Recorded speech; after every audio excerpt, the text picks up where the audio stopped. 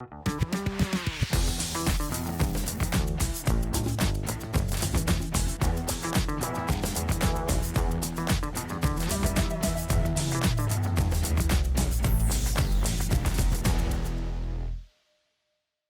a todos, bem-vindos a mais um episódio da rubrica social do nosso podcast Conversas de Cá. Eu sou a Beatriz Bruno. E eu sou a Maria Almeida. E queremos desde já dar as boas-vindas ao nosso convidado de hoje, Eurico Cavaco, chefe do agrupamento de escuteiros de Peniche. Obrigada pela tua presença e vamos começar, sem mais demoras. Ok, eu ia já agradecer, mas obrigada, obrigada também pelo vosso convite e poder participar neste vosso podcast que achei super interessante, Conversas de Cá, porque é bom chamarmos os de cá junto de nós e podermos todos juntos fazer mais e melhor pela nossa terra, portanto, muito agradecido em meu nome e do agrupamento 512 Peniche. Então, para quebrar um bocadinho o gelo, se calhar começávamos por convidar-te a uma breve apresentação tua e gostávamos que incluísses um bocadinho o teu percurso escutista. Ok, então eu chamo-me Eurico Cavaco, tenho 42 anos, sou de Peniche, com muito orgulho penicheiro digo, sou professor de Educação Física e mais coisas sobre mim. Sou apaixonado por Peniche, sou apaixonado por escutismo e, portanto, como é que eu começo nesta história do escutismo? Eu entrei para o escutismo em 1989, portanto já lá vão muitos anos. Felizmente, e digo também com algum orgulho, de forma ininterrupta, porque mantive-me sempre, mesmo quando estive a estudar a 400 km de casa, mantive-me sempre ligado ao escutismo. E é um amor que cresceu porque me incentivaram a isso. E me tenho mantido desde então, portanto entrei para os antigos júniores, que agora são os exploradores, portanto que são os jovens dos 10 aos 14 anos, depois passei por pioneiro, caminheiro e entretanto o meu agrupamento chamou-me ao serviço e eu disse sempre alerta para servir e entrei para esta nova forma de ver o escutismo e de estar no escutismo, que é enquanto dirigente do Corpo Nacional de Escutas, o CNE. Obrigada. E então, para continuarmos, gostaríamos também de saber a tua opinião sobre como é que o escutismo pode influenciar ou pode contribuir para a formação de jovens e crianças. Olha, essa pergunta é muito interessante e também é fácil, porque efetivamente o escutismo, e nós vamos nos apercebendo aqui na nossa comunidade, porque tanta gente por aqui passou e gente que foi marcando também a diferença na comunidade, porque é esse o grande mote, não é que nós no escutismo façamos muitos e bons escuteiros, mas sim que possam fazer uma caminhada muito alegre e muito digna e muito marcada, mas que efetivamente depois que encham, e utilizando aqui esta analogia, a sua mochila de talentos, para que depois esses talentos possam ser distribuídos pelos outros e pela nossa comunidade. Portanto, o escutismo diz-se, segundo definição, que é uma escola de educação não formal. Portanto, nós somos muito diferentes daquilo que é a escola, porque a escola tem que seguir aqueles programas mais rígidos, mais definidos. No escutismo não. O escutismo assenta num projeto de 8 maravilhas. Estas maravilhas, portanto, a relação com a comunidade, a relação educativa entre os jovens e os adultos, a mística e simbologia, portanto, todos os imaginários que envolvem as atividades que nós fazemos, o sistema de progresso, portanto, cada jovem define onde está, para onde quer ir e qual a forma de lá chegar. Portanto, isto é o sistema de progresso. Depois, a ver se não me esqueço de nenhum. Aqui a lei é a promessa, portanto, somos um movimento que tem aqui o seu quê de hierarquia e temos aqui algumas leis que devemos fazer um esforço por cumprir.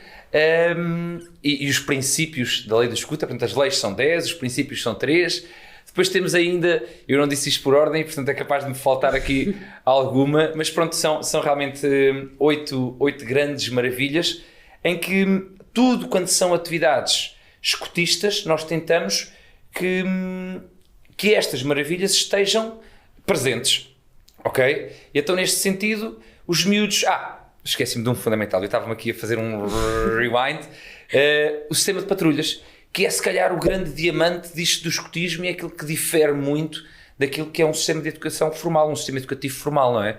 Porque no escutismo os jovens são o centro da ação. E os jovens definem aquilo que, claro, sobre a supervisão e supervisão do adulto, mas definem aquilo que querem e para onde querem ir e a forma de lá chegar.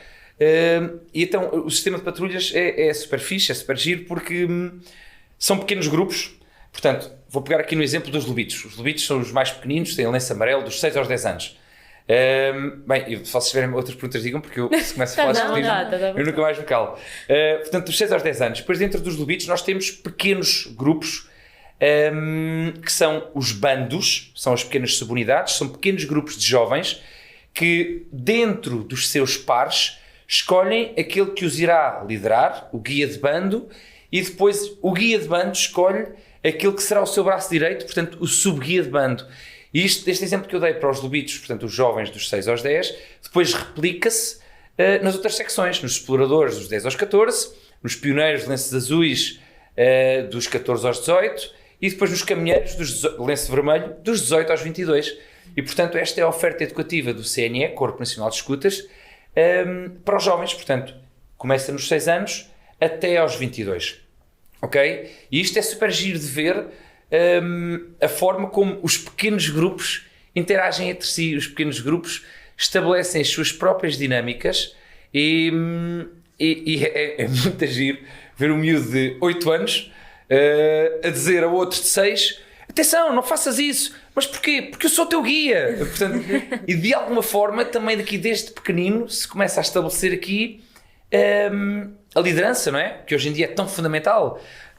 Não com um espírito reacionário, mas com um espírito efetivo de marcar posição, de deixar a sua pegada, não no escotismo, mas no mundo, na nossa comunidade, na nossa sociedade. E esta liderança, autonomia, responsabilidade, portanto, todos estes valores que são como gênese, são como DNA, não é? No escotismo, portanto, desde pequeninos que se começa a trabalhar de uma forma indireta, porque eu não vou para os sábados, quando vou para a reunião, vou pensar: hoje vou trabalhar a liderança, hoje vou Não, nada disso. Portanto, é esta educação não formal que surge com as atividades, com as várias vivências que vamos tendo, com tudo aquilo que é o ser escoteiro.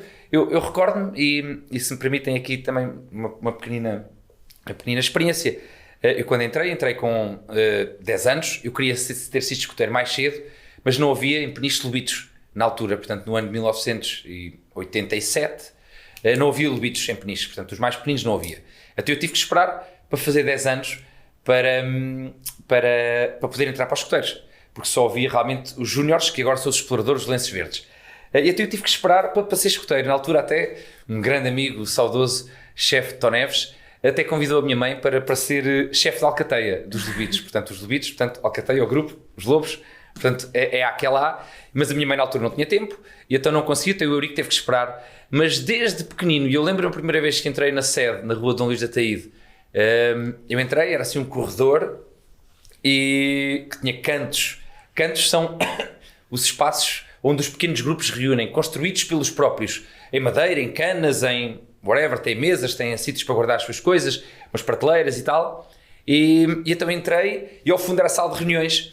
E de pequenino, eu entrei assim um bocadinho a medo e tal: o que é que se vai passar aqui? A minha mãe foi comigo e o meu pai, e eu conhecia duas pessoas. Conhecia o chefe, que era o Nuno, que mora aqui bem pertinho aqui da Património, e o Nuno Gonçalves, e a Isabelinha, e conhecia o Rui Macatrão, que ainda hoje é meu amigo. E então, quando eu entrei, houve logo alguém, o Rui disse: ei, veio o Eurico, olha Eurico, tens o canto já para limpar. Portanto, uou! Portanto, aqui esta questão da liderança, das tarefas, do chegar e fazermos, de chegarmos e sermos incluídos, está super presente. Obviamente que não posso deixar de referir que o escotismo, por muitas atividades que eu faça, por muito malucas que sejam as atividades, imaginários são os imaginários são os temas, as ideias, aquilo que nós colocamos dentro da atividade no sentido de poder tornar a atividade mais atrativa. Ok, vamos acampar, mas não vamos acampar só para acampar. Hoje somos cavaleiros do Rei Arthur em busca da Excalibur. No outro dia podemos ser deuses romanos. Noutra atividade seremos os animais da selva. Portanto, há aqui uma série de imaginários propostos pelos jovens. Mas isto, eu dizia que por muito que eu consiga enriquecer uma destas atividades, ela nunca será vivida em pleno de corpo e alma se efetivamente os jovens e os adultos, jovens mais velhos, se deem uns aos outros com toda a sua essência, com todo o seu ser. E esta questão da amizade é fundamental. Eu ainda hoje, e passados 32 anos de ser escoteiro, alguns dos meus grandes amigos eu conheci-os naquele primeiro ano, segundo ano de escotismo. Claro que nem tudo foi bom, claro que não, claro que fomos aprendendo a conhecermos, mas fica aqui este grande sentido de amizade, esta grande proximidade, este sentido de família, e é fantástico, pá, é fantástico. Eu sou um fã convicto. Claro que já tive os meus momentos altos e baixos, e já pensei, está na altura, Eurico, e porque em casa os filhos e a esposa, mas efetivamente eles também compreendem que eu, para ser feliz, eu preciso disto, e sem dúvida que o escotismo me preenche, e todo corpo e alma nesta cena de ser escoteiro, nesta loucura que é, porque é dar-me sem medida, tal e qual como diz a nossa oração, é dar-me sem medida, é trabalhar sem esperar outra recompensa, e sim, isto tem que estar muito intrínseco dentro de nós. A princípio não percebemos bem isto, mas com o desenrolar da viagem, desta louca viagem, destes trilhos que percorremos, das serras que subimos, das atividades de praia, dos rios que descemos em jangada e de canoa, nós vamos aprendendo e vamos cada vez mais fazendo despertar esta chama. Quando tiver esta pergunta, digam. Se calhar aproveitava para te fazer uma pergunta ainda dentro do tema. Pronto, enumeraste as secções que haviam e eu queria perguntar-te se tu consideravas que existia uma altura em que era particularmente difícil de incutir algo, de influenciar positivamente, como é óbvio, a formação dos jovens, se é porque são pequeninos, se é porque são grandes, quais são as tuas opiniões? Olha, essa pergunta é muito gira. E tu passaste por essa fase bem há pouco tempo, não é, Maria? Sim, sem dúvida que há. Enquanto eles são pequeninos, nós somos pequeninos, nos Lobitos e nos Exploradores, eu posso fazer um pino e cair, e é espetacular, porque o chefe fez um pino e caiu, e eu posso dizer, vamos limpar a sede, vamos apanhar ervas, uou, vamos apanhar ervas, e hoje vamos fazer varas, uou, vamos descascar as varas e envernizar, e que espetacular, e é tudo uma festa, é tudo fantástico, e não há distância de um clique, mas basta dar uma indicação, basta dar uma sugestão para o ar e eles apanham porque estão ávidos desta questão. Depois realmente há aqui uma idade que para mim é mais interessante e embora eu goste de todas as secções, e sou, um defensor convicto de todas, mas tenho aqui uma grande paixão pela secção em que eu vivi experiências mais marcantes, isto enquanto escoteiro, não enquanto dirigente. E depois a secção onde eu fui chefe de unidade, durante mais anos foi a terceira secção, portanto os jovens de lenço azul, dos 14 aos 18. E como vocês sabem, e porque passaram por estas fases, não é? Somos capazes de tudo e de nada, não é? E é tudo uma grande batalha, portanto é quando a adolescência se manifesta mais, não é? E é quando há aqui a afirmação do eu, e porque já não basta o Eurico fazer o pino e cair e dizer para irmos apanhar, porquê? Mas e se eu não quiser ir? E isto sem dúvida que é, na minha opinião, a idade mais desafiante em termos de escotismo, mas quando motivados, é fantástico, porque são capazes de tudo mesmo. Eu recordo-me aqui de uma atividade, não sei se entretanto vão perguntar, mas Por exemplo, quando nós decidimos em 2005, com a minha terceira secção, houve assim uma ideia louca, este ano não, para o próximo ano, vamos para os Açores 8 dias. Bom, vamos para os Açores 8 dias. E a forma motivada como os meus pioneiros estiveram na altura foi qualquer coisa de fantástico. Quer dizer, eu nem precisava dizer, olha, vamos vender canetas, vamos vender broas, vamos para arranjar dinheiro para a viagem. Nada, eles eram os próprios a dizer, Eurico, quando é que vamos? E isto, sem dúvida, que é a secção mais controversa, porque realmente é esta instabilidade que os miúdos vivem. Instabilidade porque é normal, não é porque estão mal com a vida, não. Porque é normal, porque é a adolescência, porque é a afirmação, como eu já disse, a afirmação do seu eu, a sua definição da marca identitária, não é? E é a secção que dá mais luta. Depois temos os caminheiros, não é? A malta dos lenços vermelhos, que tem, portanto, dos 18 aos 22, só para ver aqui também um enquadramento lá para casa. Que esta malta são os diamantes em bruto, mas que muitas vezes, por irreverência, não se querem deixar lapidar. E umas vezes por irreverência e outras vezes porque é também aquela altura em que há uma mudança muito grande nas vidas de cada um destes jovens, não é? E como vocês sabem, portanto, ensino superior, e deixamos a nossa conchinha, não é? Aqui a nossa ameijoa de peniche, e se levantam novos horizontes, e eu deixo de ter tanto tempo, umas vezes porque não tenho mesmo tempo, porque tenho que estudar, porque o ensino superior é dureza, não é? Mas outras vezes porque se desperta um horizonte tão longínquo e tão fantástico que aquilo que efetivamente fica, por vezes tem tendência a dissipar-se um pouco.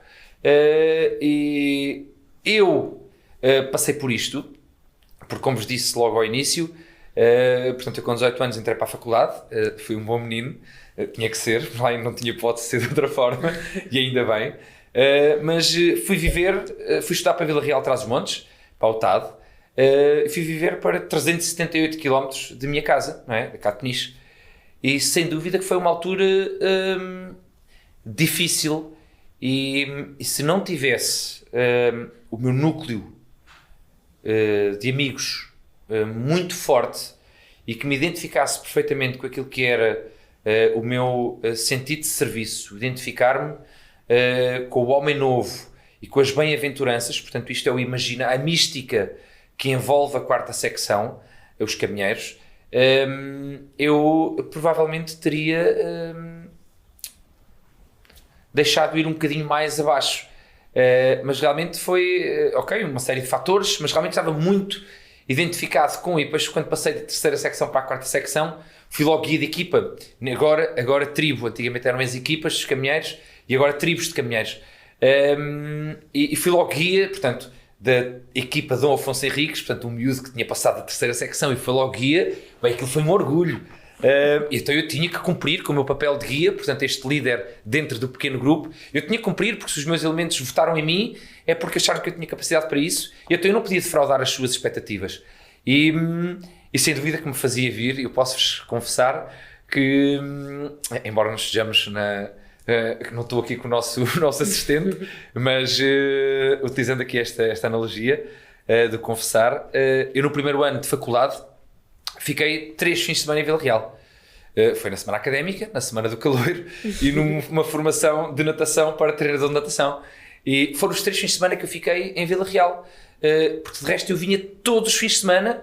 Claro que tinha outras atrações em Peniche, o meu irmão na altura tinha namorado em Peniche, o surf, mas os escoteiros era fundamental, nem que eu tivesse frequência à segunda ou à terça, mas eu também, como tinha 7 horas de viagem para cima e 7 horas de viagem para baixo, aproveitava para estudar, e aos escoteiros eu não podia faltar. Mas sim, reconheço que os caminheiros têm estes escolhos no seu caminho, não é? E muitas vezes, e nós temos um livro de Baden-Powell que é O Caminho do Triunfo, não sei se Maria, tu já deste uma olhadela, e até o Tomás, que fala realmente nos escolhos que nós temos quando nos prestamos e nos damos ao serviço. E efetivamente, com os caminheiros surge esta questão. Mas é uma questão boa, Logo que eu consigo identificar as minhas prioridades e, como eu digo tantas vezes aos meus caminheiros, nem sempre nem nunca, e não sou eu que já tenho estes anos todos de escotismo que vou ser o futuro do 512. São eles. Os caminheiros é que são a força viva do nosso agrupamento e, muito honestamente, da nossa comunidade, porque eu acredito muito nos jovens. Aliás, eu com 42 anos eu sinto-me ainda um pequeno grande jovem. Sim, não sei se respondi à tua pergunta daqui das secções. Não sei se me permitem, mas do meu conhecimento eu acho que também os escuteiros ajudam muito a formar os valores, a disciplina, o próprio voluntariado. Sim. Não sei, até a preocupação com o desempenho escolar. Também. Do que eu tenho conhecimento, acho que de uma tenra idade, para os que entram mais jovens ou para os que entram a meia idade ali na fase da adolescência, sim, acho que é muito bom mesmo. Eu vou sempre dizer que é muito bom, não é? Porque eu sou um fã de escotismo. Mas sim, sem dúvida. E reparem que o escotismo não é militar. É importante quebrar aqui isto é um mito da sociedade. Portanto, o escotismo não é militar. Usamos um uniforme, sim. Temos aqui a questão hierárquica, sim, mas não sendo militar tem raízes militares, porque o nosso fundador, Robert Stephenson Smith Baden-Powell, Lord Baden-Powell, foi um excelso militar do Reino de Sua Majestade, Inglaterra. Viajou pelo mundo com inúmeras aventuras. Em algumas, eu vou ser honesto, que eu gostava de ter uma capacidade de me teletransportar e poder, primeiro, ter conhecido aquele fantástico homem e poder ter vivido algumas aventuras com ele. Porque ainda hoje são tão presentes. Portanto, o escotismo tem esta questão dos valores, da disciplina, claro, porque sempre que... E isto é a minha concepção. Sempre que temos aqui uma hierarquia bem definida, e porque eu sou um fã de disciplina, sempre que temos aqui uma hierarquia, eu acho que as coisas funcionam melhor. Agora, quando falamos de hierarquia e de disciplina, depois podemos falar de liderança, e há vários estilos de liderança, claro, que não tem que ser tudo pela lei do chicote, não é? Mas tudo pela lei do respeito. E quando há efetivamente esta questão do respeito, e eu sei e sinto, não é por ser o Eurico o chefe de agrupamento, mas em qualquer chefe de agrupamento, ou chefe de unidade, ou guia, eu sei que se alguma coisa for dita, vai ser entendida com respeito e vai ser, ou pelo menos haverá um grande esforço para que seja cumprida. Aqui a questão dos valores é intrínseco, é como tatuagem, não há escotismo sem esta questão dos valores, pela disciplina, pelo rigor, pela amizade, pelo serviço, porque é outra das grandes nossas identidades e uma das maravilhas do nosso método. Portanto, a relação com a comunidade, o serviço que nós temos, a forma de nos darmos aos outros, portanto, incute-nos esta preocupação com o outro, para além de sermos cristãos, mas provavelmente falaremos mais à frente desta identidade católica e cristã, há aqui esta preocupação com o outro. E olha, vou-vos contar também outra história que eu sempre tive o meu grupo de amigos de escoteiros, que ainda hoje se mantêm, aliás, padrinhos dos meus filhos e eu padrinhos dos filhos deles, dois grandes amigos, e entre outros, e depois tinha, porque sempre pratiquei desporto, e na altura que era mais miúdo, joguei muitos anos de basquete no Clube Stella Maris, também uma casa que eu muito, muito gosto e que tenho muito orgulho em ter representado também, portanto, parte também do nosso património de Peniche, não é? Mas tinha um grupo de amigos do basquete. E lembro-me perfeitamente, mas esta conversa é como os termossos, não é? Nós começamos a ver, mas acaba.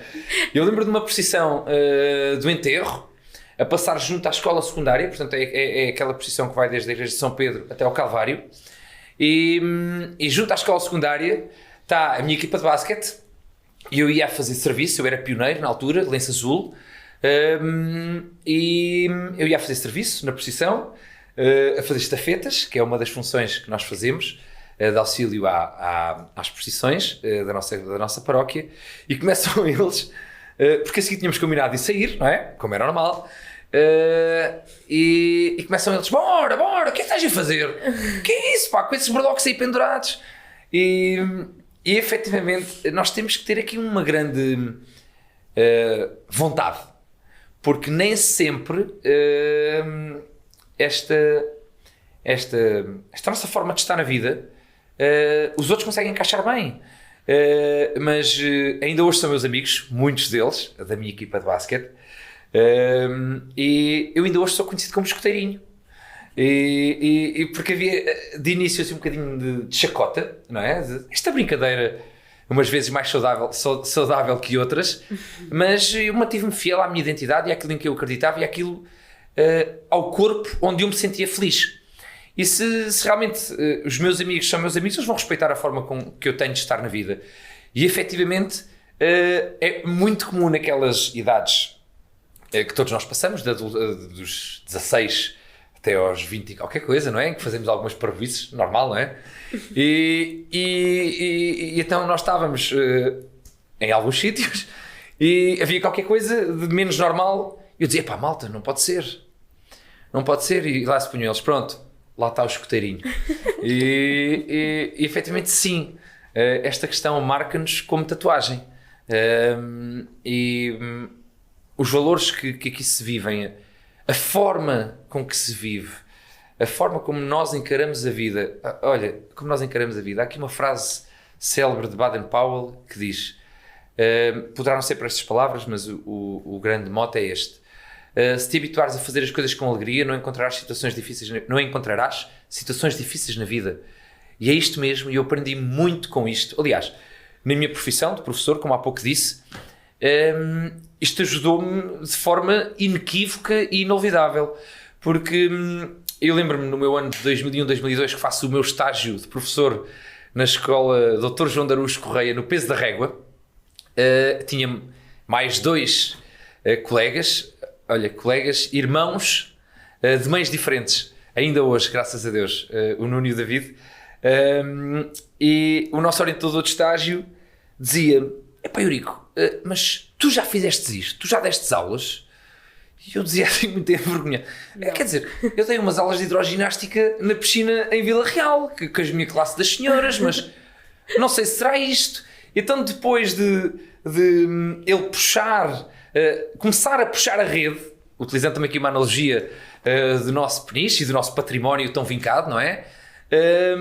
Eu depois disse que era escoteiro desde os 10 anos e ele disse, é isso. Portanto, dá-nos também aqui esta capacidade de podermos enfrentar as situações com alguma naturalidade, com alguma tranquilidade, com alegria, claro que uns mais que outros, mas aprendemos a fazer isto e ajuda-nos sem dúvida na nossa vida futura. Isso eu não tenho dúvida nenhuma. Olha, aqui há uns tempos, quando quiserem digam, fiz um curso, portanto nós para sermos dirigentes fazemos um curso inicial que no meu tempo era o CIP, o curso de iniciação pedagógica, agora tem outra nomenclatura, e depois havia um curso que era o CAP, o curso de aprofundamento pedagógico, portanto em que nós nos especializávamos sobretudo numa unidade, numa secção.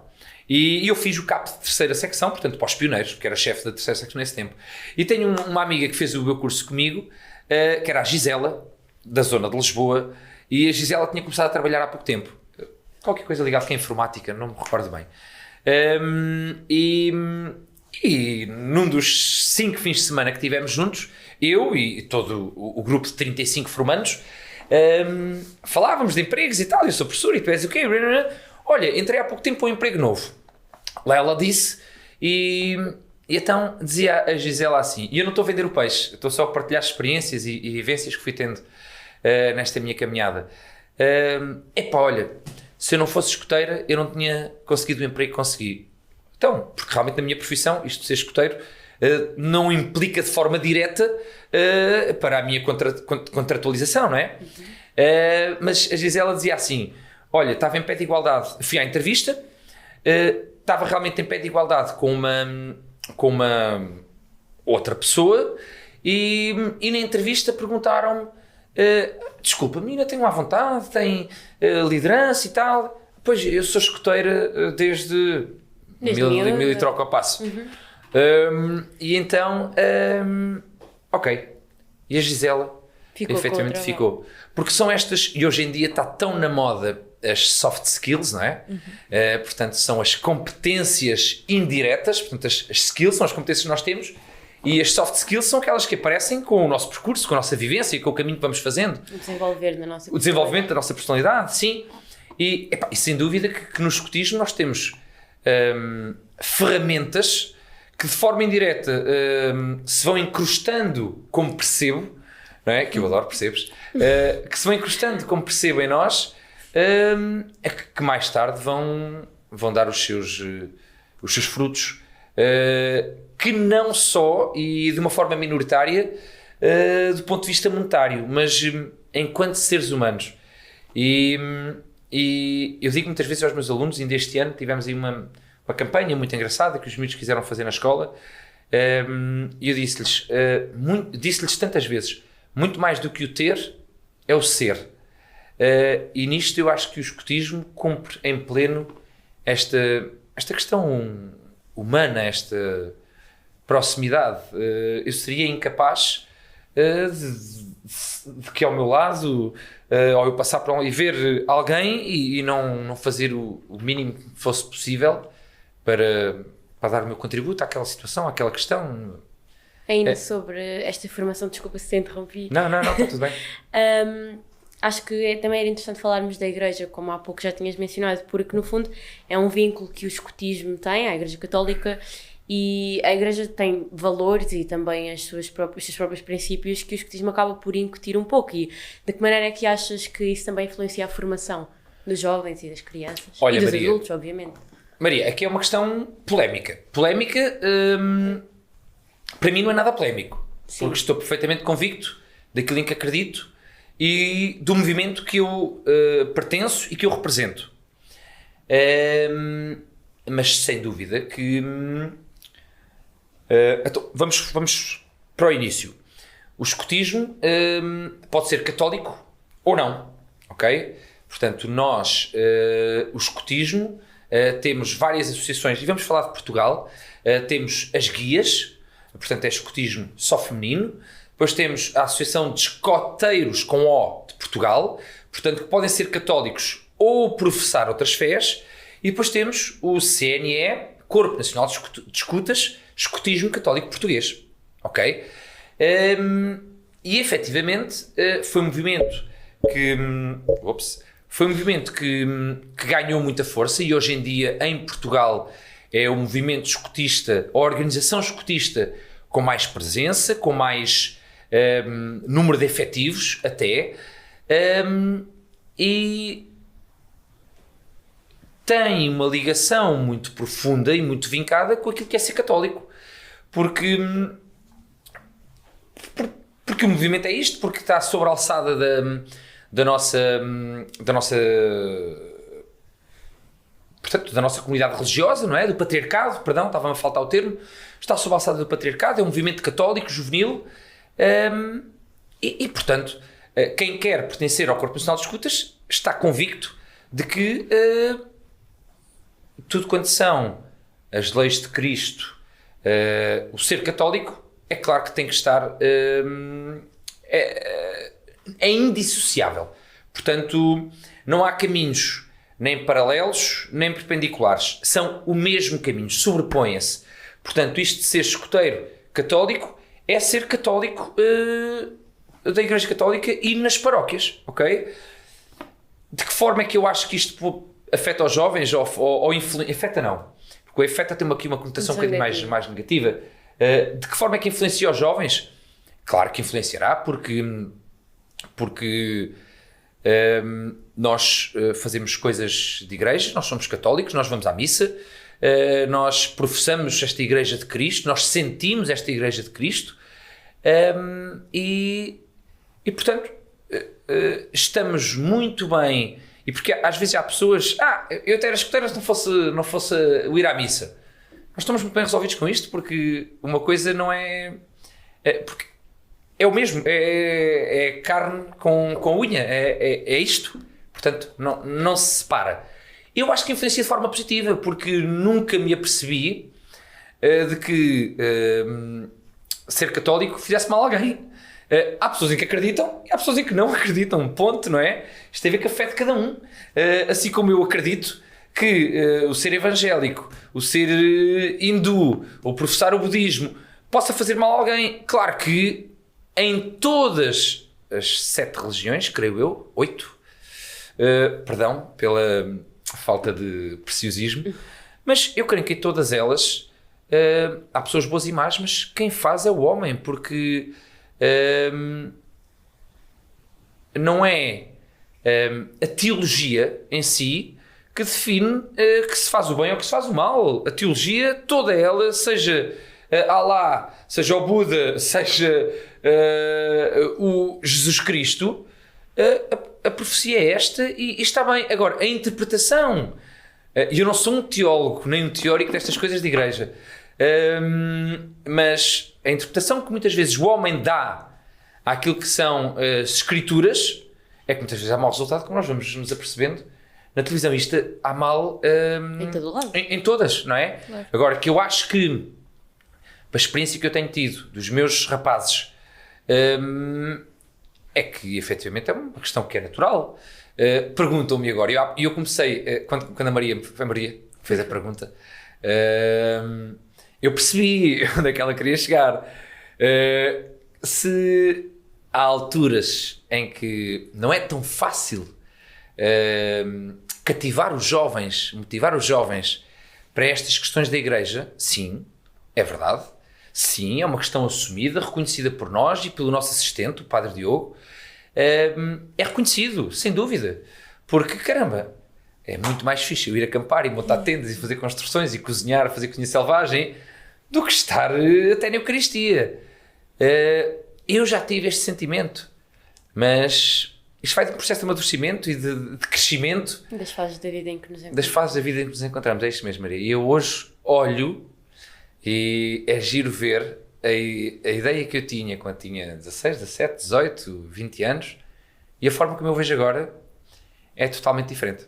Totalmente diferente. Eu acho que, acima de tudo, a riqueza desta dimensão religiosa, quer seja espiritual. Católica, exatamente, a dimensão espiritual, acho que tem resido no facto de nos fazer parar e pensar, o não tanto incutir, mas porque somos confrontados com essas questões que às vezes nós, enquanto jovens, essencialmente passamos um bocadinho ao lado e desvalorizamos, e portanto a maior parte das pessoas se calhar não sabe que nós nos regemos também pelo sistema dos fáceis, que é o que nós chamamos, no qual temos a dimensão física, afetiva, de caráter, e isto tudo... intelectual, social, isto espiritual. Acaba por nos dar objetivos e mesmo que não sejam cumpridos, nós temos sempre uma orientação para os seguir, e nesses aspectos, até obviamente que todas elas puxam por nós, e a espiritual, na sua dimensão, acaba por puxar por nós nesse sentido, independentemente de para onde seja, mas força-nos a perguntarmos as questões difíceis. A questionarmos e a conhecermos, não é? E tu falavas e bem, portanto aqui o escutismo e o Corpo Nacional de Escutas têm esta proposta pedagógica do sistema de progresso, portanto o crescimento, como eu expliquei há pouco, o crescimento que cada um dos jovens faz. E reparem que são as 5 grandes dimensões do ser humano, não é? O físico, o afetivo, o caráter, o espiritual, o intelectual e o social. Todas elas de uma forma mais ou menos fácil, nós vamos conseguindo interpretar e explicar aos jovens e os jovens entender e colocá-las em prática. O espiritual é um pouquinho mais difícil, porque obriga aqui esta questão de introspeção que muitas vezes já se consegue com maturidade, embora claro que a capacidade introspectiva de um lobito não é a mesma que se pede a um caminheiro, não é? Aos mais velhos. E o sistema de progresso está montado no sentido de ter em consideração essas adaptações. Sim, mas sem dúvida que esta parte espiritual é o reconhecimento do conhecimento intrínseco interno de cada um, que cada um tem. Mas também digo isto, isto não há escotismo nem catolicismo, há forma de cada um, ok? Há escotismo e há catolicismo. Agora, a intensidade com que eu vivo cada uma destas coisas, isso sim é a forma de cada um, claro. Ok? Agora, assim, eu cada vez mais me encontro nestes caminhos de Cristo, e na minha vida pessoal muito me tem ajudado, sem dúvida. Portanto, eu acho que a determinada altura é algo que não é fácil, mas não é fácil e nem sempre atrativo, mas que é um caminho que se faz, e o caminho faz-se caminhando. Certo, vamos então continuar, e também para trazer um bocadinho aqui da nossa terra e da nossa comunidade, gostaríamos de perguntar qual é que tem sido a relação dos escoteiros com a comunidade e o que é que tem contribuído para a comunidade ao longo destes anos. Olha, Inês. Beatriz. Muito obrigado. É a mana Inês, não é? A mana Inês. Okay, pronto, não foi assim grande falha também. Não foi grande falha. Mas sim, Beatriz. A relação tem sido sempre presente. E quando vocês gentilmente me fizeram este convite, e do qual eu me fiquei muito lisonjeado, eu fiquei logo a pensar, e houve logo uma cena que me saltou à memória. Património, escotismo é património.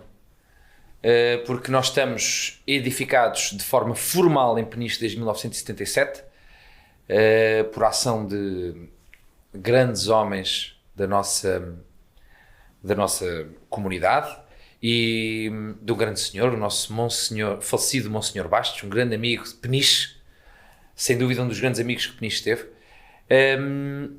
e desde sempre, e por este sentido católico, de nos darmos aos outros, por este sentido de serviço, o relacionamento com a comunidade é sempre presente. Tem sido sempre um relacionamento muito bom, porque a nossa envolvência com a comunidade é total, e no nosso agrupamento, felizmente é um agrupamento muito virado, um agrupamento muito de portas abertas, muito virado para fora. Portanto, não vivemos... Temos a nossa conchinha, porque é fundamental, porque senão nós não fazíamos mais nada que seriam as várias solicitações que vamos tendo, agora nem tanto em tempo de Covid, infelizmente, mas as solicitações são muitas, realmente porque nós demonstramos este espírito solícito para para a nossa comunidade. Claro que fazemos-lo com muito agrado, fazemos-lo com muito gosto, com uma grande identidade e com uma grande... Como é que eu ia dizer? Eu tinha aqui uma palavra, mas não posso dizer esta palavra. Com aquela palavra académica que eu vou traduzir por orgulho, ok? Mas com uma grande pujança em representar o nosso agrupamento naquilo que é o sucesso de Peniche. Porque, e especificando aqui algumas iniciativas, temos estado desde sempre na Corrida das Fogueiras e na Corrida das Fogueirinhas. Eu lembro-me de ser miúdo. Também. Eu lembro-me de ser miúdo, mais miúdo, e ter, sei lá, dos 10 até aos 14. E os escoteiros participavam numa atividade que havia, promovida, eu não sei se era promovida pela GNR, mas efetivamente eu passava um dia inteiro espetado num jeep da GNR, no nosso concelho, a fazer controle de tráfego automóvel. E então era sentado, eu e outro, o guarda ia-nos lá pôr, ok? Depois nós tínhamos umas folhas e passava um carro, mete o risquinho. Passava um caminhão, mete o risquinho. Passava uma moto, mete o risquinho. Quantos carros passaram? 1, 2, 3, 4, 1, 2, 3, 4, 5, 6, conta os carros. Pronto. E até enquanto miúdos, nós participávamos neste serviço à comunidade. Corridas fogueiras, triatlo, este controle de tráfego, a caminhada do Pirilampo, da Cerci, já coadjuvámos o Peniche a correr na organização das suas provas desportivas, chegámos a colaborar com a Junta Freguesia numa prova também que houve de atletismo. As procissões, com a nossa paróquia, nas eleições, agora de uma forma muito próxima até com a Comissão Municipal de Proteção Civil, porque fazemos parte, somos membro integrante desta Comissão Municipal de Proteção Civil, portanto com as eleições e com todo este serviço envolvente, com aqui o protocolo que se vai estabelecendo com os nossos bombeiros, com a capitania. E há aqui uma questão fundamental que muitas vezes passa um bocadinho em claro, mas que é das atividades que os miúdos que não se identificam tanto, mas que eu cada vez mais me identifico, que é o meu pouco é o teu muito. E o que é que eu quero dizer com isto? Nós costumamos participar também de forma voluntariosa, como em tudo, nas campanhas de angariação de fundos da Cruz Vermelha e do Banco Alimentar. E quantas vezes eu ouço, porque também faço este serviço, também faço sempre 2 horinhas, ninguém me tira, e nós fazemos equipas verticais, dos mais pequeninos aos mais velhos, tem que estar sempre um animador ou um caminheiro responsável, e eu ouço os miúdos dizerem assim: epá, que chatice, as pessoas nem olham para nós, as pessoas olham para nós, levam o saco, e algumas até ficam com o saco para as compras delas. Malta, isto vai acontecer sempre. Eu não estou preocupado com aquilo que os outros fazem, eu estou preocupado com a marca que eu consigo deixar nos outros. E naquele momento a marca que eu consigo deixar nos outros é dar 2 horas do meu tempo, o meu sorriso, a minha simpatia e algumas das minhas palavras para conseguir o meu pouco para o muito de alguém, que é nesta angariação de fundos que se faz. E isto para mim é das atividades mais nem sempre calham em fins de semana que possam ser muito favoráveis para nós, porque temos o nosso plano de atividades extensíssimo, mas sem dúvida que é as atividades que eu faço questão de participar e de que o nosso agrupamento participe, porque nos faz todo o sentido. Porque é bom, e quando vamos às Caldas, e não sei se Maria já tiveste a oportunidade, à base do Banco Alimentar, e chegar lá e isto tudo que nós conseguimos, e não é só os escuteiros que o fazem, há muitos outros organismos da nossa comunidade, a comunidade civil e paroquial que o fazem, e chegarmos lá e vermos, caramba, as minhas 2 horas, olha o que aqui está, que vai ajudar tanta gente, não é? E poder até fazer serviço na base do Banco Alimentar e sermos reconhecidos, é fantástico. Olha, outra, por acaso o agrupamento de Peniche não esteve, embora estivéssemos de prevenção,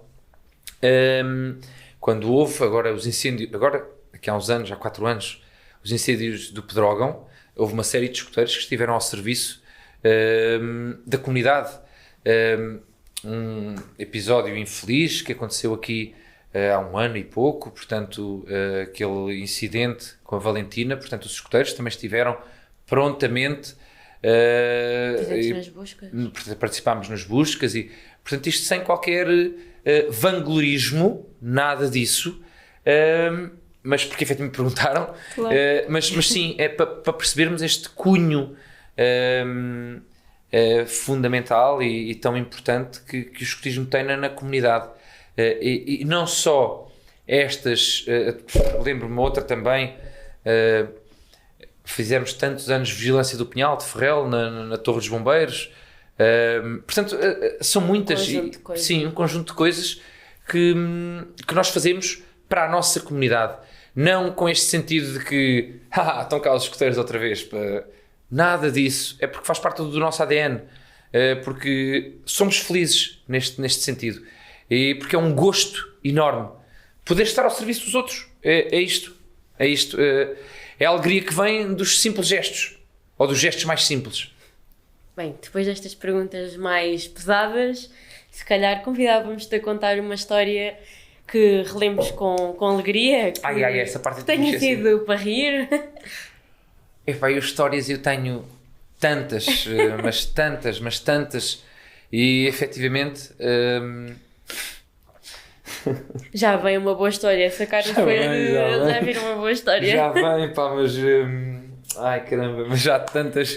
Estás a fazer o cheque que não podes contar as vozes. Sem malícia nenhuma, mas coisas engraçadíssimas.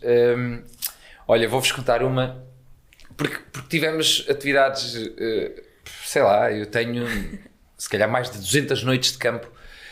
Portanto, as 200 noites de campo é uma insígnia que é uma insígnia que se tem do uniforme, os dirigentes já não usam. Portanto, por cada noite de campo é contabilizado. E depois, quando se atinge 25 noites de campo, tens uma insígnia verde, atinge 50 noites de campo, uma branca, depois uma amarela de 65, de 100 e agora há de 200. Portanto, eu tenho muitas. E eu vivi experiências tão fantásticas, tão... olha, vou assim muito rápido. Uma história, começando por ordem cronológica, eu estava a acampar... Eu estava a acampar em Arganil, eu era pioneiro. E nós vamos sair daqui às 8 da manhã no autocarro da Câmara. E as nossas mochilas iam... as nossas mochilas iam numa carrinha do pai de um escoteiro, do Augusto, portanto, do mestre Alberto, na carrinha da companhia, as mochilas todas para Arganil. Ok. Entretanto, o meu chefe dos pioneiros diz assim, precisa ir de 2 artistas para ir já na carrinha com o senhor, com o camarada, que ia levar as mochilas, e depois nós já seguimos atrás no autocarro. O autocarro atrasou-se um bocadinho. Ok, tranquilos. E eu e o Augusto, nós vamos. E entram os 2 para a carrinha e vão eles até Arganil, longe para caramba, não é? E não havia as autostradas que há hoje. Isto foi para aí no ano de 95 ou 96, por aí. Chegamos lá, a Arganil, íamos a acampar num campo antigo, um antigo campo de motocross. Tinha os pré-fabricados e não sei o quê, ok, tudo bem. Chegámos lá, o autocarro não veio. Nada de telemóveis, nada de telefones, pois. Como vocês imaginam, não é? Nada de telemóveis, nada de telefones, ok, siga. Olha, descarregamos tudo, Augusto. Descarregamos tudo. Tiveram tempo? Fomos descarregando.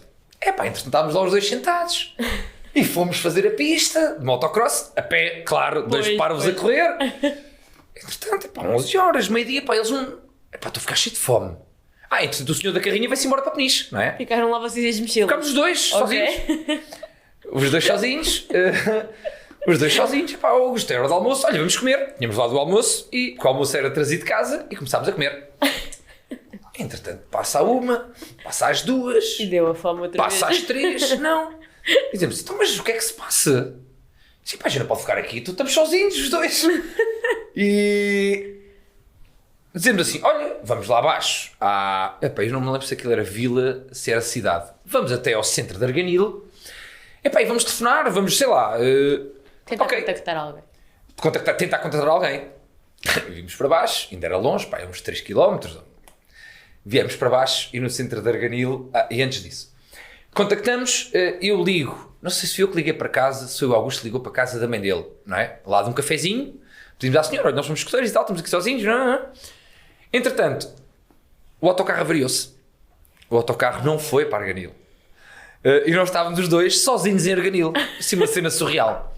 Entretanto, as nossas mães arranjaram maneira de falar uma com a outra, a mãe do Augusto e a minha, falaram com o chefe, e então aquilo que foi combinado foi, olha, têm que se aguentar, porque o autocarro avariou, nós só vamos amanhã de manhã. E as nossas mães ficaram, mas eles estão sozinhos. 2 putos sozinhos em Arganil. Claro que os tempos eram outros, não é? Os tempos eram outros.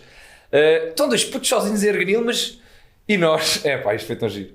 Então combinámos por telefone, depois o chefe ligou para o café onde a gente estava, olha, a partir das 9 da noite, vão para o cruzamento tal, que eu vou lá ter com vocês. Está bem. Arganil havia uma festa, tipo festa da viagem. Então havia 2 putos sozinhos, pouquinho dinheiro, mas tínhamos uns trocos para gelado e não sei o quê. E, foi comer farturas, foi gelados, foi jogar matraquilhos os 2, jogar nas máquinas. O autocarro a variar foi o melhor que vos aconteceu. O autocarro, foi giro. Depois fomos para cima, para o sítio do acampamento. Olha, acabámos por pedir boleia. E vira-se um senhor que para e diz, mas escuteiros a pedir boleia. Estamos muito cansados e tal, ele está lá acima. Então o senhor lá nos levou, para a borda da estrada, porque aquilo depois tinha uma estrada de terra batida. E eu assim, então, mas não é aqui, é ali dentro. Foi tão giro. E o senhor, então, mas agora vão... mas tem ali uns cães que eu tenho medo. Eu estava a ver cansado. Eu tenho ali uns cães... Então, pronto, ok, então lá o senhor nos foi levar mesmo ao sítio. Depois acabámos por jantar o almoço dos outros, não é? Arrumámos as mochilas todas, viemos para baixo. Lá chegou o chefe, fomos depois para o cruzamento. Lá chegou o chefe, eram para aí 11 da noite, com mais 3 elementos.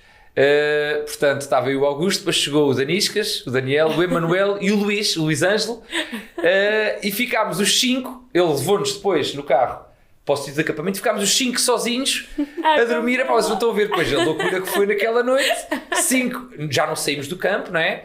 Os 5 miúdos sozinhos, foi uma cena hilariante, foi muito a giro.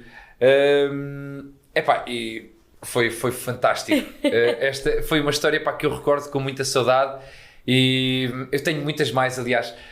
Há uma cena muito gira quando nós fazemos as broas, e agora fizemos, quando foi para ir a Candasteg, fizemos broas e broas e broas. Então fazíamos as broas numa padaria. Que as pessoas que estão a ver lembram-se de... Com certeza têm saudades das nossas broas.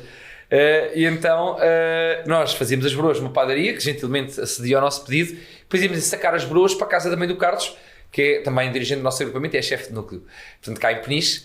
E então era um deleite para quem estava as histórias que nós já conhecidas e as não conhecidas, e as que se podem contar em microfone aberto, e as que não se podem contar.